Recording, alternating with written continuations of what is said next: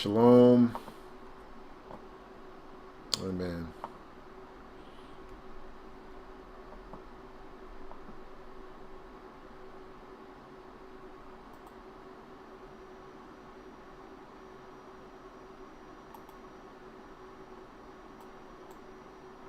All right, there we go. Good. Praise Yah. Hey, I know it's very early in the morning for some of y'all. Some of y'all, it's going to be normal morning, I should say, for those of you in the UK and in Europe. So I'm coming on here real quick. I'm gonna give a little bit of time for y'all to get in here. Those of you again that are either up really late like me or up really early, and especially those of you in the UK, the diaspora.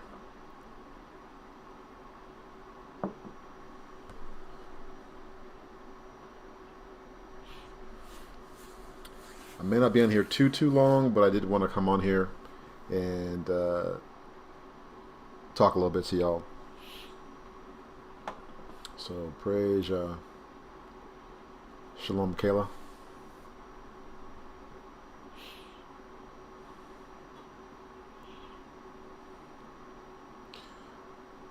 So first off, for those of you that are watching this right now, and those that will watch it later on, if you were not able to jump on to the live stream that we had last Shabbat, we did have a live stream, even though you didn't see it live on YouTube, but we did have one on the platform internally. So it was very good. It was very good. We had quite a few people in there, but again, make sure, if at all possible, when we do have those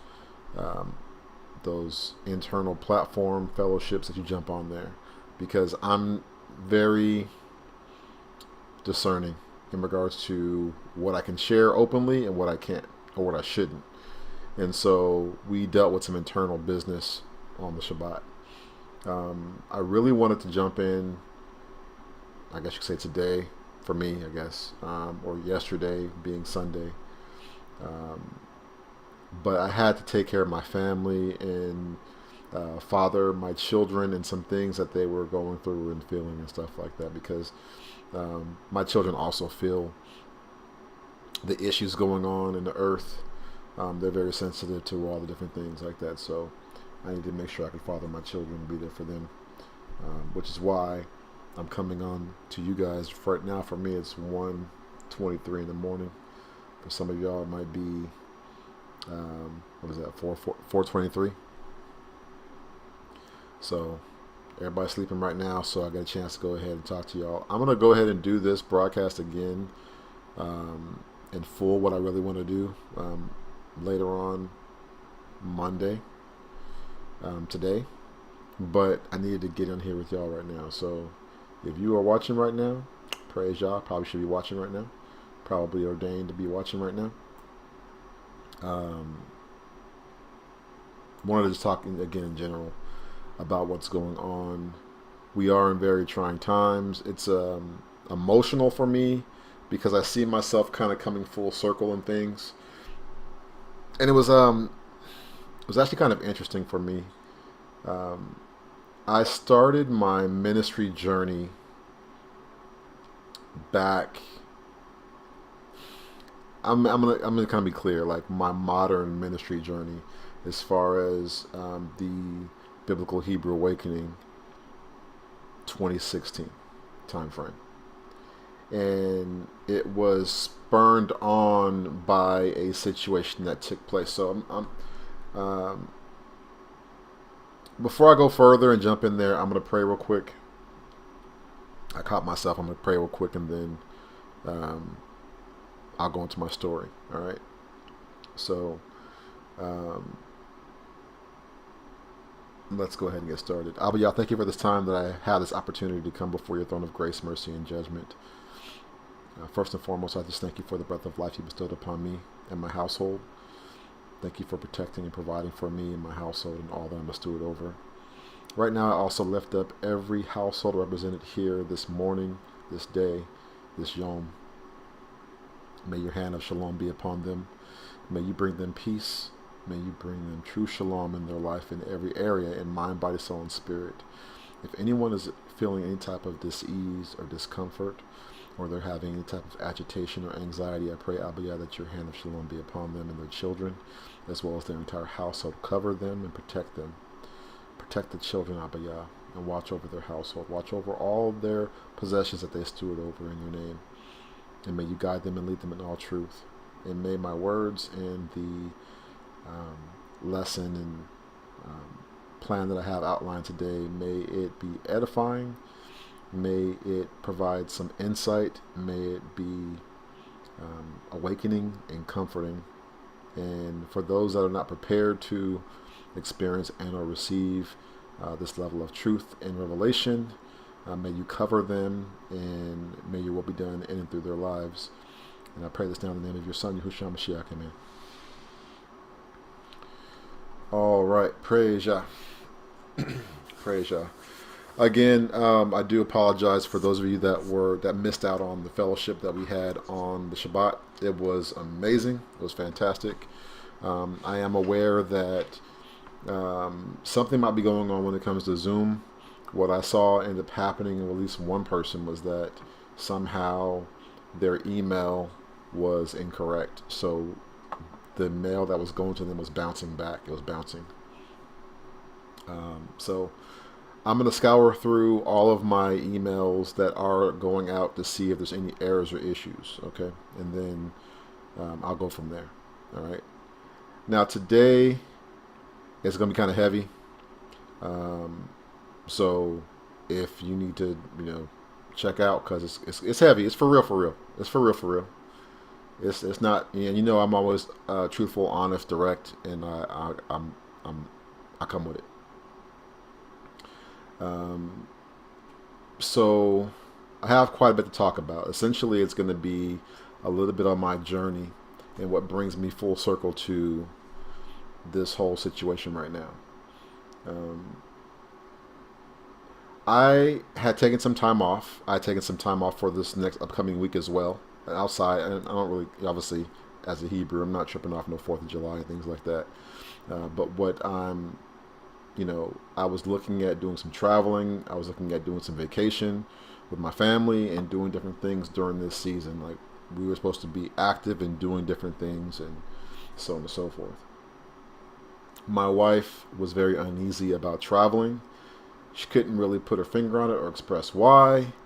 It kind of bummed me out. I was pretty upset. Shalom, shalom from South Africa. That's good to see you.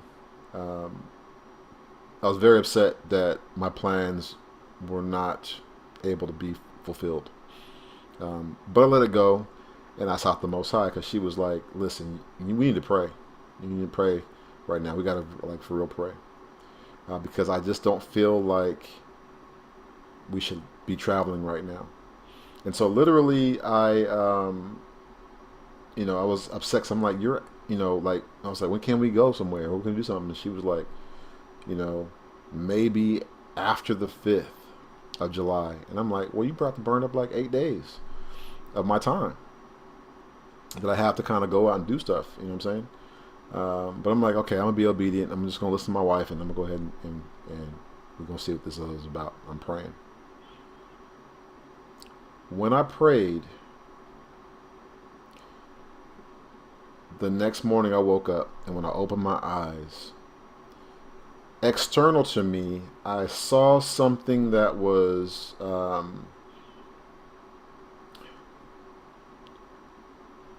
do I describe it? My eyes opened up, my eyes were coming to focus, and I'm looking in my natural room, my natural space, and I saw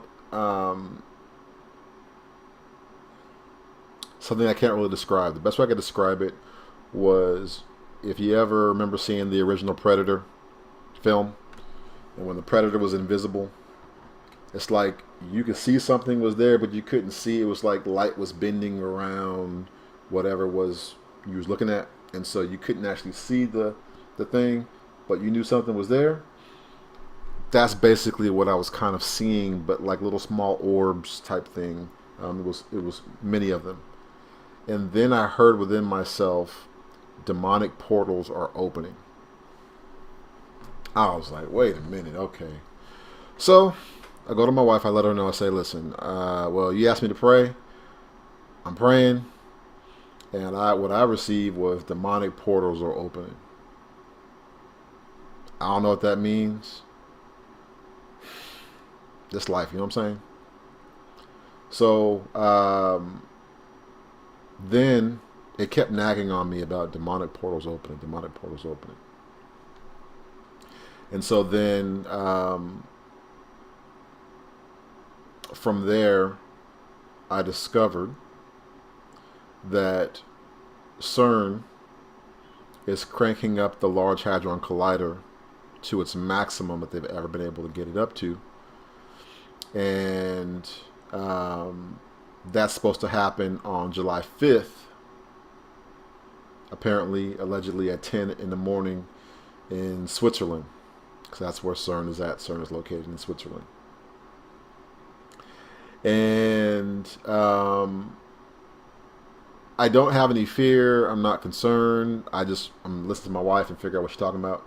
And then the fact that when I prayed, I saw demonic. I saw the portals being opened, and then I got the word demonic portals are being opened. So I saw it with my own eyes, and then I got the word of knowledge. And that's how the Most High talks with me and deals with me. He deals with me essentially with word of knowledge and discernment. So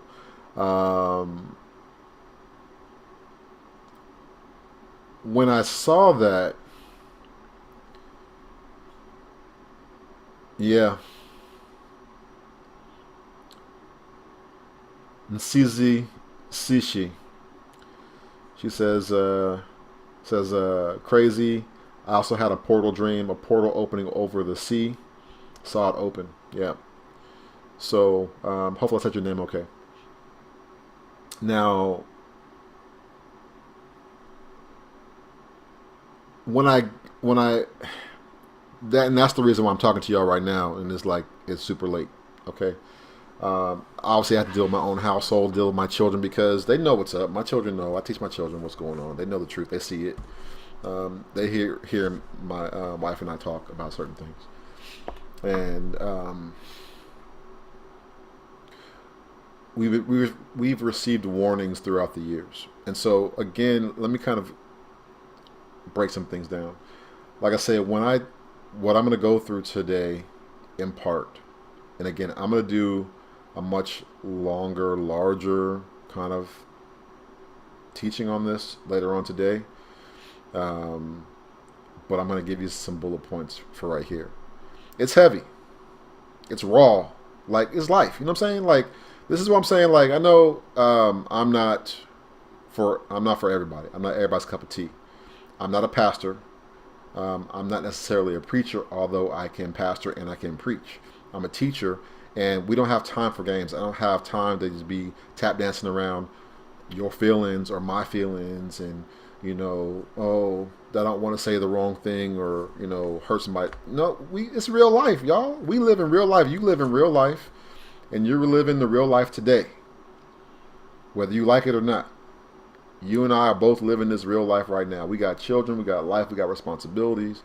We live in this thing for real, like right now. So we gotta be upfront and be direct, which is uncomfortable because most folks don't want to acknowledge the truth.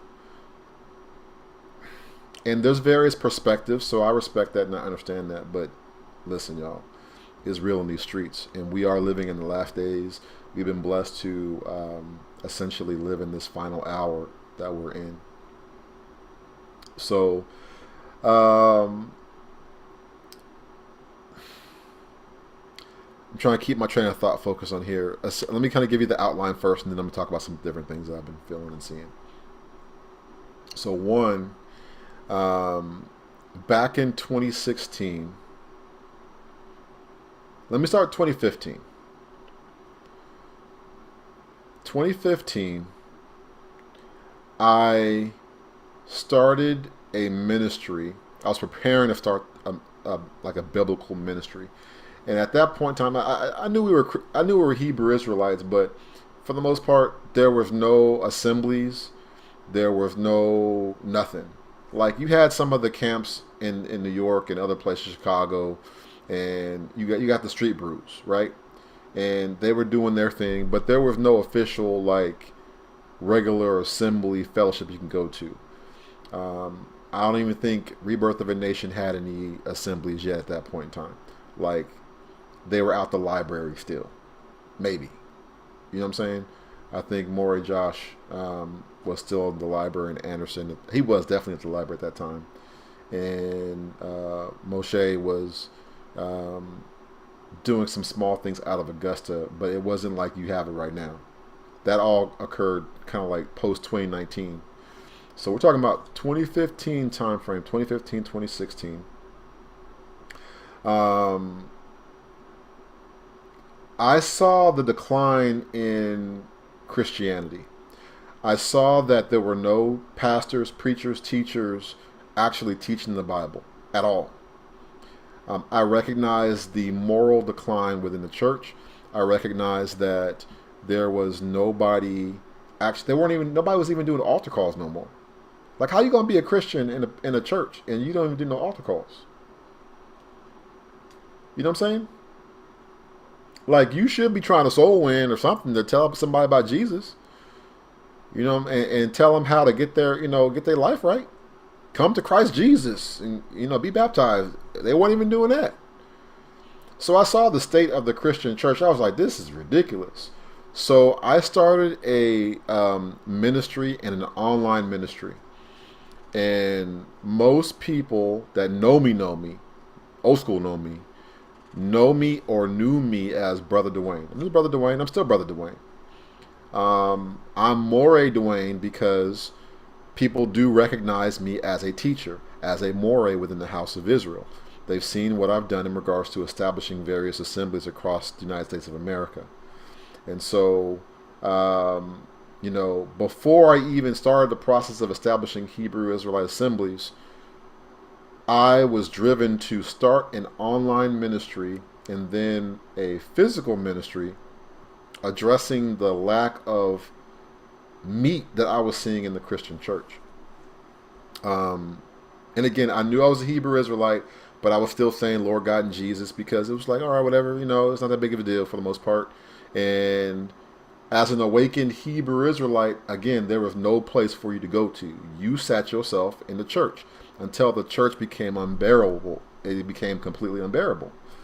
And so I started a ministry online and on YouTube. The channel was called, the channel became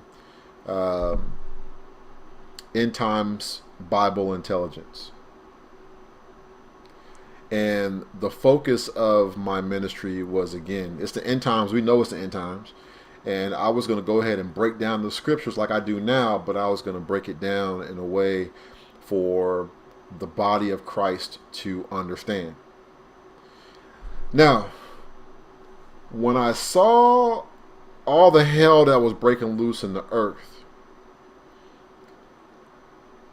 I said, and I got the revelation, again, like I said, the Most High Yah speaks to me through word of knowledge, a knowing. I will know something. If not a think, a thought, I know it for a fact. Or I will have the confirmation of a feeling by the discernment of a matter or thing. And I have received the word of knowledge and the discernment that nothing in this world will change until the house of Israel, all 12 tribes, awakens to who they are, and that there be a gathering and a connecting of our people, all right, that will usher in and bring in the change that the world and Christianity says they so desperately desire. Okay, now the reality is that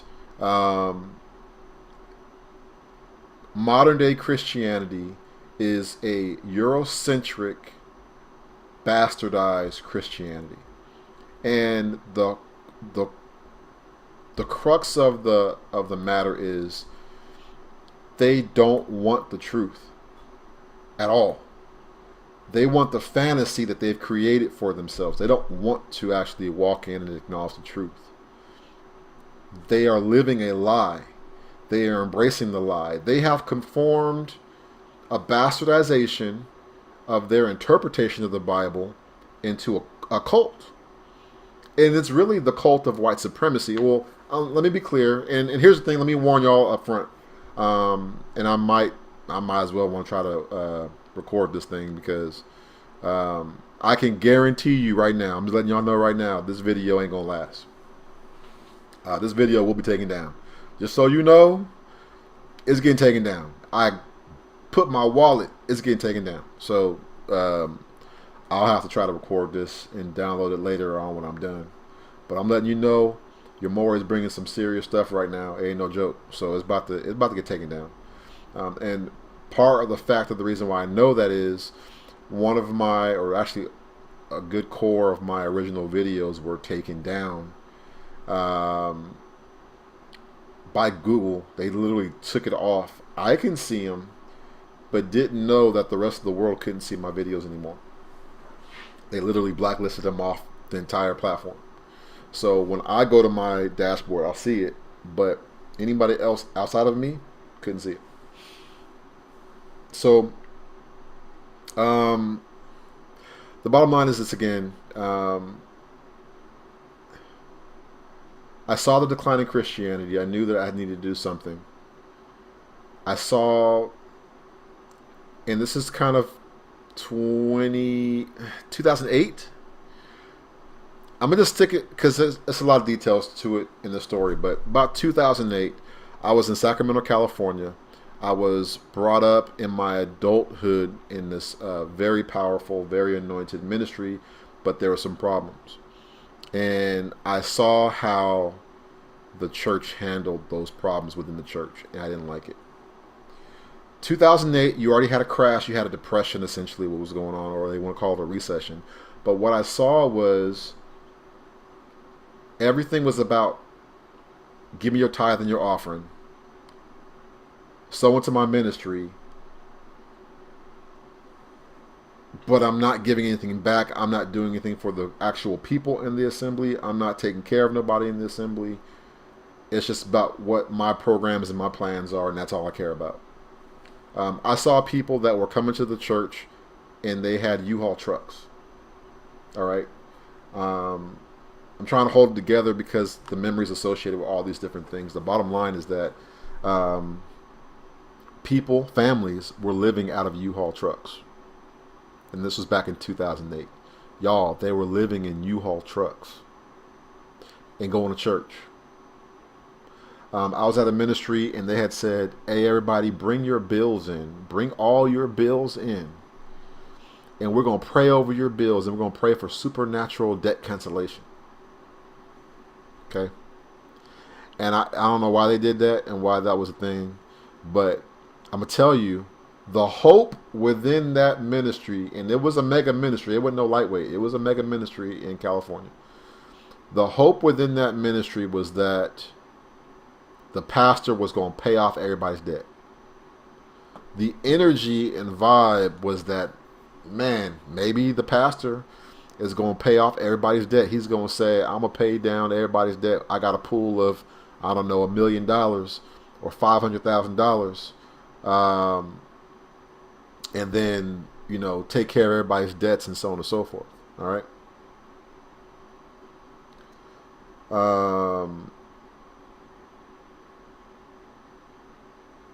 All right. So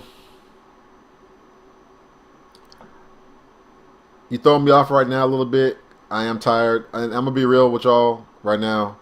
Your Maury is about that life. I'm for real, and I'm gonna come for you. I don't want to, but I'm gonna just shoot you straight, okay? And I'm gonna have to probably end up booting you because I don't got time for no foolishness for what I gotta go through. We're not no Moors, okay? You might be a Moor. I'll give you that. I'm not gonna take away from you. This is for Soel, all right? You might be a Moor, all right? But I'm not no Ishmaelite or an Edomite. Now, if you want to claim Esau, if you want to claim Ishmael, then you can go ahead and do that. You want to claim Moab, you can go ahead and do that, all right? The Moors of Europe, them Negroes, were Hebrews, but they were not Hebrew Israelites. So if that's you, go about your business. All right. I don't know what you want to bow down to Dogon or something like that. I don't know. We are Hebrew Israelites, all 12 tribes. scattered throughout the diaspora. The ministry is Biblical Hebrew Awakening. All right, and we are focused on the Most High Yah. We are under the house of Israel. So if you want to be a Hebrew more, trying to get your certificate and your card and your citizenship or whatever, I don't got time. Sorry, man.